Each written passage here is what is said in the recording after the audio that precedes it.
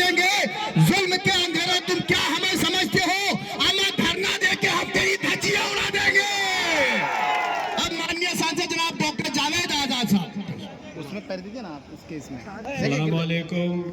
हमारे हिंदू भाइयों को नमस्कार, प्रणाम। यहाँ मौजूद हमारे बोल दे पहले इसको सही सीनियर साथी भूतपूर्व मंत्री हाजी जलील मस्तान साहब, हमारे यहाँ के एमएलए किशनगंज से आए एमएलए इजहार साहब, गुलाम पानी साहब, इमाम अली साहब, अफरोज साहब, अब्दुल बारी साहब, साबिर साहब, मास्टर हफीज साहब, अरशद साहब, जाकिर साहब, सभी बुजुर्ग भाई यहाँ पे मौजूद है। आप लोग और जो कुल संघर्ष समिति के जितने भी सदस्य हैं यहाँ पे जो मौजूद, उन सबको तहे दिल से शुक्रिया और सलाम। पहली मर्तबा में 2000 में एमएलए ठाकुरगंज के लोगों ने मुझे बनाया था।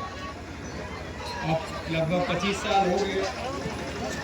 आप लोगों ने भी 2 बार मौका दिया, लेकिन जितना जोश यहाँ पे मैंने देखा है उतना मैंने कहीं नहीं देखा। इसमें कोई शक नहीं कि ये दूध पुल जो है वो बहुत ज़रूरी था और इसके बन जाने से हम लोग को बहुत राहत होगी। जब जब हम लोग इधर आए, लोगों की तरफ से हमेशा इन दोनों पुल का जिक्र हुआ। हम लोगों की जब भी चीफ मिनिस्टर से बात हो या मंत्री जी से बात हो, अफसरान से बात हो, पार्लियामेंट में बोलना हो,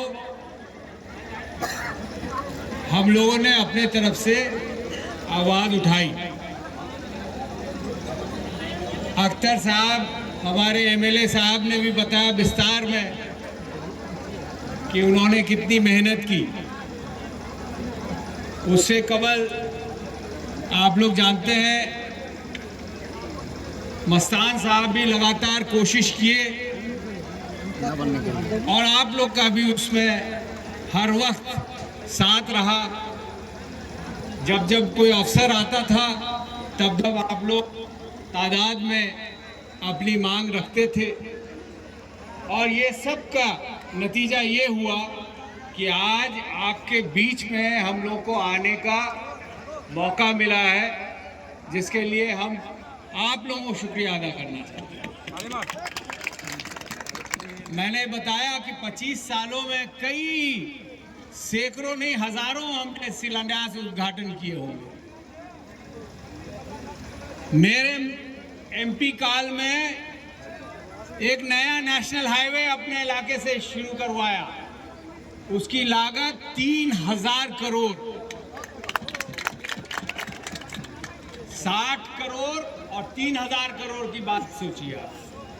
एक नया रेलवे लाइन बिछवाया 2100 करोड़, लेकिन उतना वहां जोश नहीं था जितना आप लोग।